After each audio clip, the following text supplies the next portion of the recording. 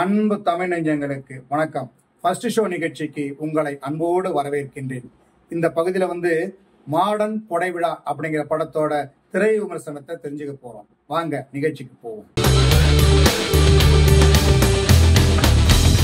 குலதெய்வ வழிபாடு கிராமங்கள்ல இருக்கும்.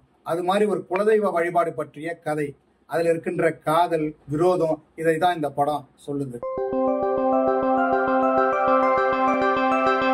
தூத்துக்குடி அருகே உள்ள ஒரு வறுமையான கிராமம் தான் நாயகனின் ஊரு. ஆனா சென்னையில வேலை பார்த்துட்டு இருக்கிறாரு. அவருக்கு அடிக்கடி கனவுல தன்னுடைய குலதெய்வம் வருது.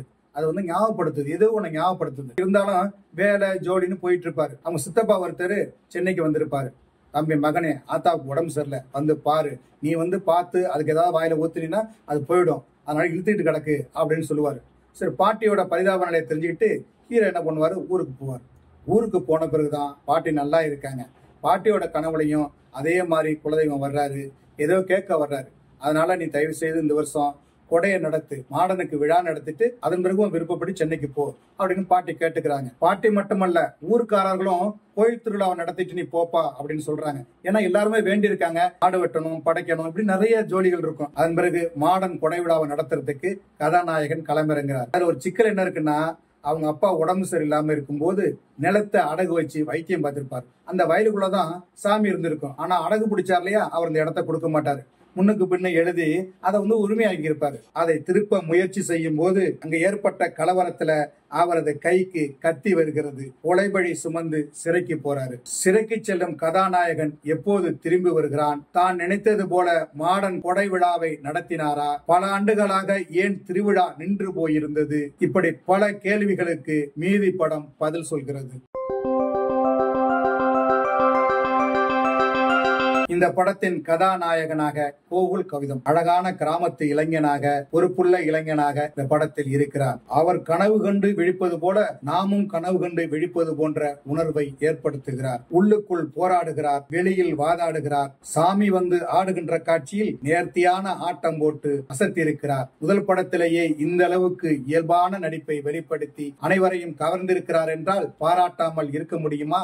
நாயகியாக சர்மிஷா, கலையான முகம், கவர்ந்து இழுக்கும் நடிப்பாற்றலில் அசத்துகிறார். கதாநாயகனுக்காக பல வரன்களை தட்டி போக வைக்கும் பாத்திரம், அதை சிறப்பாக செய்திருக்கிறார். அரவாணியாக நடித்திருக்கும் அந்த பெண்மணி நடனத்திலும் நடிப்பிலும் கவனம் ஈர்க்கிறார். நாயகனின் அப்பாவாக நடித்திருக்கும் சூப்பர் குட் சுப்பிரமணி, அம்மாவாக நடித்திருக்கும் ஸ்ரீபிரியா, வில்லனாக நடித்திருக்கும் சிவவேலன், சித்தப்பா, சித்தி, அரவாணி மீது அன்பு செலுத்தும் இன்னொரு சித்தப்பா என படம் முழுக்க நிறைய நடிகர்கள், ஒவ்வொருவரும் சிறப்பான தேர்வு. நடிப்பிலும் எளிமையாக இருந்து படத்திற்கு தூணாக இருக்கிறார்கள்.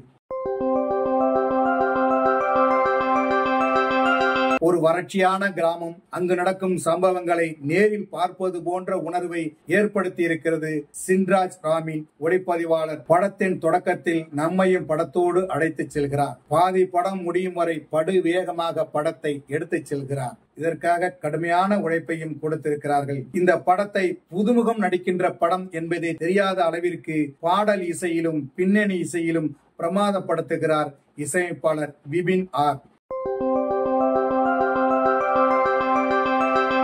இந்த படத்தின் கதையை எழுதி இயக்கியிருக்கிறார் ஆர் தங்கபாண்டி. கிராமத்து தெய்வ வழிபாட்டு முறையும் அதனை சுத்தி நடக்கும் சம்பவங்களையும் கொண்டு யதார்த்தமான கிராமத்து வாழ்வியலை நேர்த்தியான திரைமழையில் சொல்லி இருக்கிறார். RR படம், அடல் சோன்லி படம், காதல் படம் என சமீபத்தில் வந்த படங்கள் படங்களாக இருந்தன.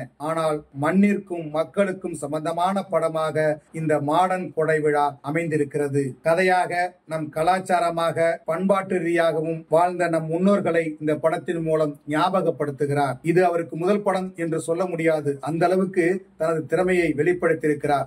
அவருக்கு நல்ல வசதிகள் கொடுத்து இன்னும் நிறைய நடிகர்களை கொடுத்திருந்தால் இன்னும் பிரமாதமான படமாக இந்த படத்தை கொடுத்திருப்பார். இந்த படத்துல வில்லனோட குழந்தை பேசாது, ரொம்ப நாளாவே பேசாம இருக்கும். அது பேசுற மாதிரி கிளைமேக்ஸ் வச்சிருந்தா படம் இன்னும் நல்லா இருந்திருக்கும். என்ன நேயர்களே, மாடன் கொடை விழா திரைப்படத்தின் திரை விமர்சனத்தை தெரிந்து கொண்டீர்களா?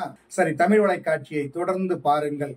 தமிழ் வலைக்காட்சியை லைக் பண்ணுங்க, ஷேர் பண்ணுங்க, கமெண்ட் பண்ணுங்க. தமிழ் வலைக்காட்சியின் புதிய அப்டேட்டுகள் உடனுக்குடன் உங்களுக்கு தெரிய வர அருகில் உள்ள பெல் பட்டனை மறக்காமல் அமுக்குங்க.